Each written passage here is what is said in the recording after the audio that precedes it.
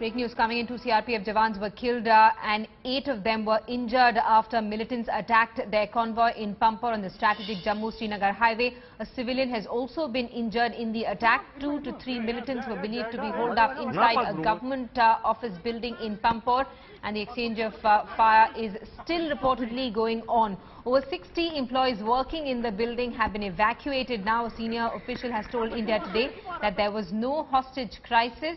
Initial inputs had suggested that militants attacked a CRPF convoy and took refuge inside the Entrepreneur Development Building, which is located near the highway. We're right now here in Pampore, and that's exactly where this operation is being carried out.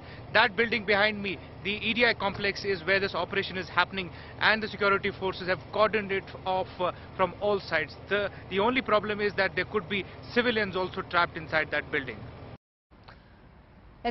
Let's go across live to Shujal Haq, who's with us this evening. Shuja, over 60 employees have been evacuated. We're being told that 2 CRPF Jawans have been killed, 8 others injured. Is the gun battle still going on?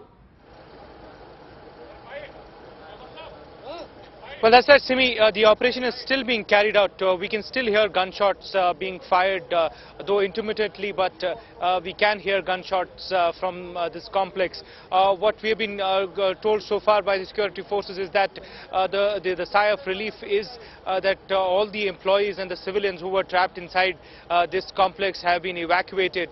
More than 60 people were evacuated by the police one by one, and now the only question remains whether the militants are still there or not.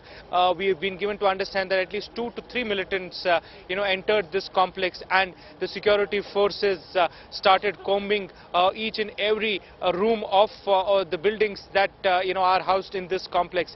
At this point of time, they are only telling us that they are continuously trying to ascertain the exact location of these militants in this complex, and then only there would be an assault, so to speak. But on the sidelines, what we are also given to understand is that this is a very important operation, since the fact that it happened on the national highway, and this particular spot, let me tell you, is very prone to such attacks. As Simi, you were pointing out, the factual position is that 2 CRPF Jawans have been killed in this, and 9 others are injured. There is also a report of 1 civilian being injured. He has been shot in the leg, and he has been shifted to the hospital in Srinagar. So that is the factual position here.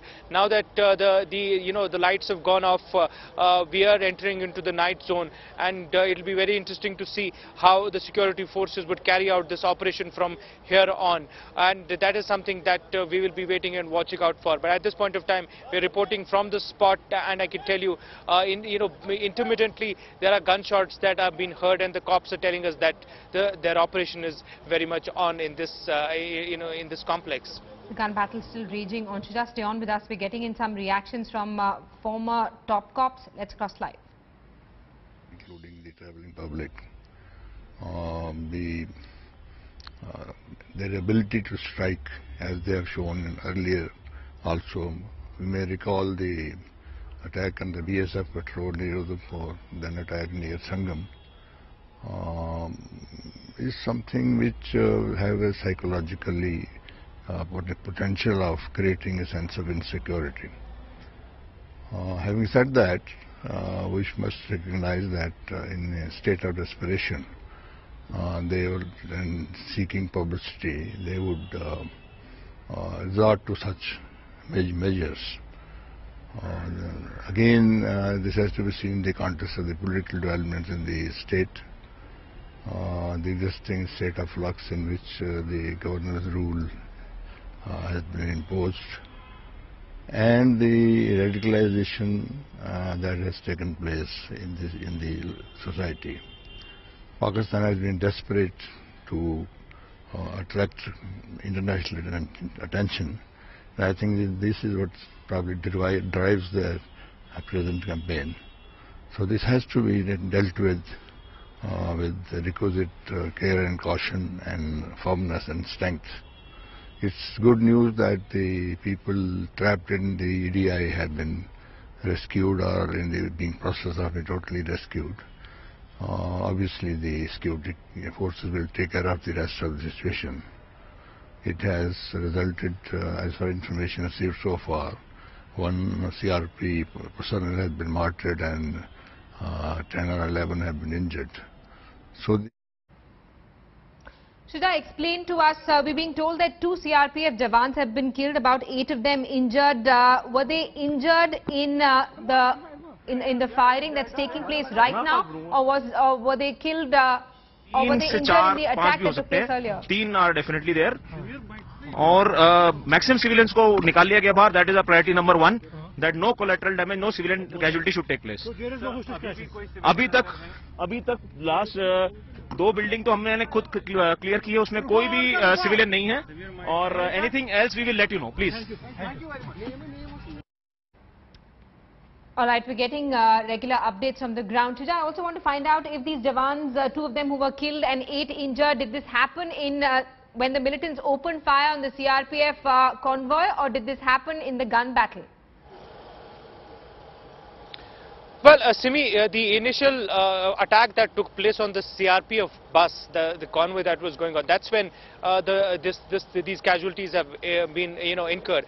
I have been told that 2 of the CRPF Jawans, one of which was a driver and another, identified as a head constable, were present in that bus. So these casualties have taken place right when the first attack took place. Later on, there are the injuries that happened. Some of them happened later on when the operation actually began. In fact, what we are also given to understand is that when the assault parties started arriving and the brief encounter that took place initially, in that also there were some injuries, and one civilian also got injured at that point of time. But most of the, the majority of the brunt that was borne was because of the first attack that was, mounted at that CRPF convoy bus. That's where the casualties happened. Simi? That's the casualties took place when gunmen opened fire on the CRPF bus on the Jammu-Srinagar highway.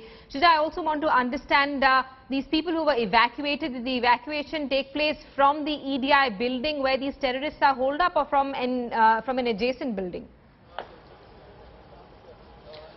Well, this complex has at least 3 buildings, one of which is the main, building which where most of the office, these rooms are, and then there are 2 hostel buildings in this complex. Many of the employees, when this attack happened, many of these employees had rushed into the hostel buildings, and that is where all the evacuation took place. The only problem was that the main building is, right in front of these 2 hostel buildings, and to be evacuated, you have to pass through this, the main, main structure, and that's what was the challenging task. But that has been completed. We've been told that more than 60 people were evacuated one by one by the police. They were, ferried from the gates, and then they were dropped at the safer locations. So at this point of time, all those people who were inside are out, and that is the sigh of relief. Most of the employees or the civilians who were there have been evacuated, and now the operation is going on at the full swing. I can just hear, in fact, the gunshots going on from which are can be heard from the EDI complex as we speak. Shida, thanks so much for that update. We're going to keep coming back to you for more developments. The gun battle is still going on there in the EDI complex of the National Highway. This is the Jammu-Srinagar highway, where militants had opened fire on CRPF personnel, killing 2 of them earlier this afternoon.